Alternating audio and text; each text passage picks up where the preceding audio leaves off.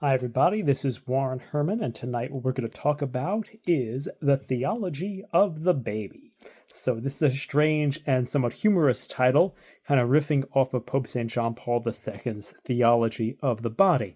And as we approach the season of Advent, we are expecting the arrival of the Christ child in a liturgical sense.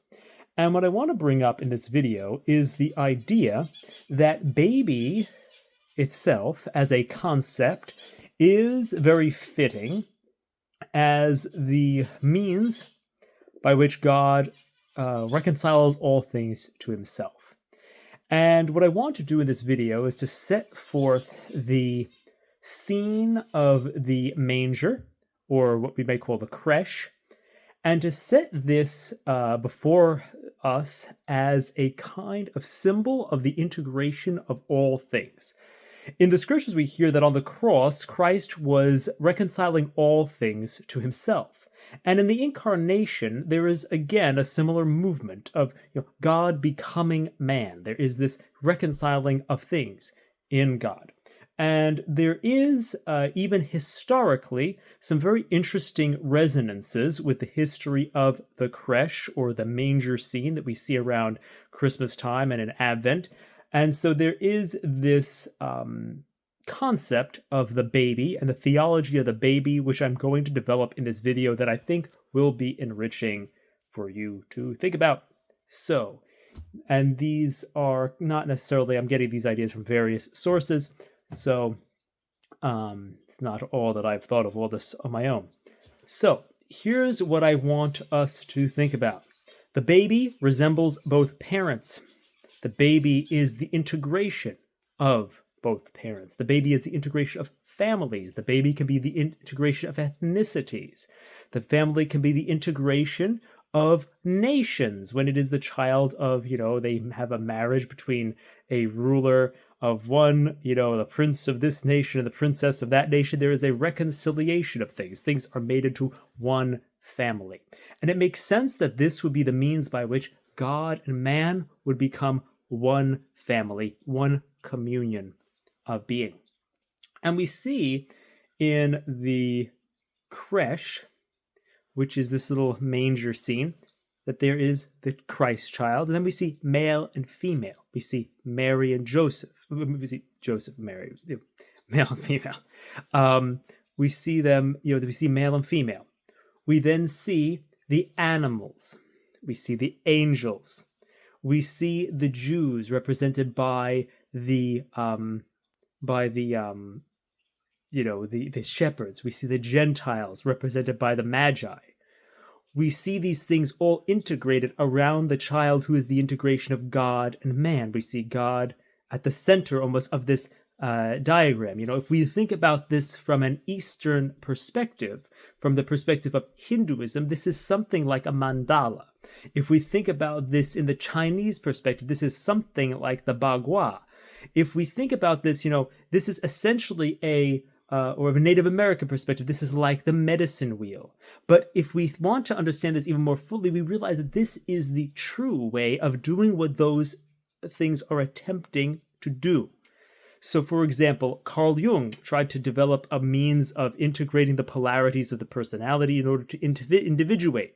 Well, here in Christ, there is this person in which all the polarities are integrated, a person in which this happens, not just merely a principle or a synthesis, or like in any of these other type of systems, whether it's the bagua, the medicine wheel, these other types of systems from other traditions.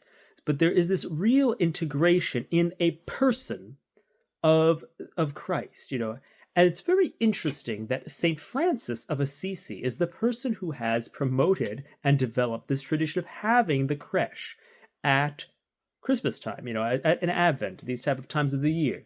He's the one who developed this. And so the thing that's fascinating about this is that St. Francis of Assisi is known for having composed the Canticle of the Creatures, in which he praises brother sun, sister moon. He talks about all the kind of brotherhood of all creation under the fatherhood of God. And so, one thing that's very powerful here is that when we realize that the creche, which gives us this clear symbol of integration of all things, is given to us by St. Francis, we realize that we've almost been given the blueprint and the principle by which the brotherhood of all things is brought about, that it is brought about by the incarnation itself, that this is what has enabled all things to become one family, just like the baby enables two sides of a human family to become one family. It's like that's the father's side and the mother's side become one family because now they all have that relationship to the baby. So this is the same thing that's happening to all things in Christ. This is the same thing that happens to all things in Christ, and it makes sense that this would be brought to our attention in the creche by St. Francis of Assisi, who is giving us this charism of the brotherhood of all things. And so this is, I think, very helpful to us to realize the purpose and reconciling power of Christianity and this theology of the baby, so to speak. And we want to understand also, when we hear, there's also sometimes it's sung in Advent, the song, about on Jordan's bank, the Baptist cry, announces that the Lord is nigh. There's this sense in which, when John the Baptist says, let all the, the hills need to be lowered, let the crooked ways be made straight, let the high places be brought down and the low places be brought up, make straight the way of the Lord. These kind of language that's used by John the Baptist is the language of a dignitary or a king arriving, and it said we need to straighten out the roads. We need to make the roads able for the high rank person to come through and come to town. And this, in a way, is the effect of Christ upon all thought, all culture, all of reality, all that is authentically human. He has this effect that he wants to make all the crooked ways straight. He wants to have there be an evangelization of culture and an enculturation of the gospel. He wants there to be all things to be reworked according to the pattern of Christ.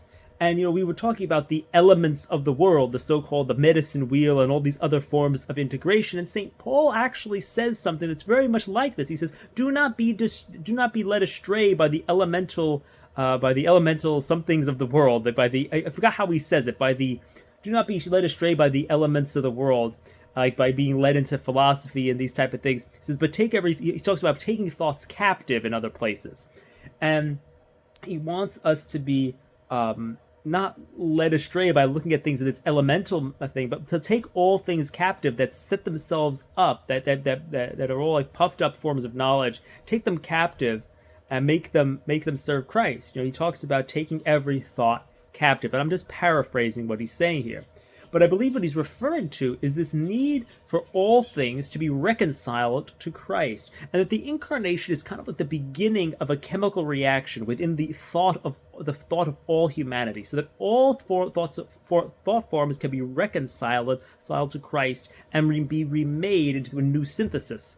And so this idea that the Baptist is crying out to make to bring the hills lower and the valleys higher, and straighten the crooked paths. This is the effect of the incarnation on all things, that all things should be made to focus on this image of the Christ child. All things are made to kind of fill out this image of him in the center, with Mary and Joseph at the side, the animals around him, the angel above him, the Jew and the Gentile, the shepherd and the magi.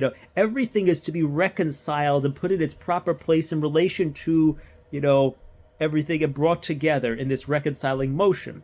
And so this is what I believe that we want to think about when we think about the theology of the baby.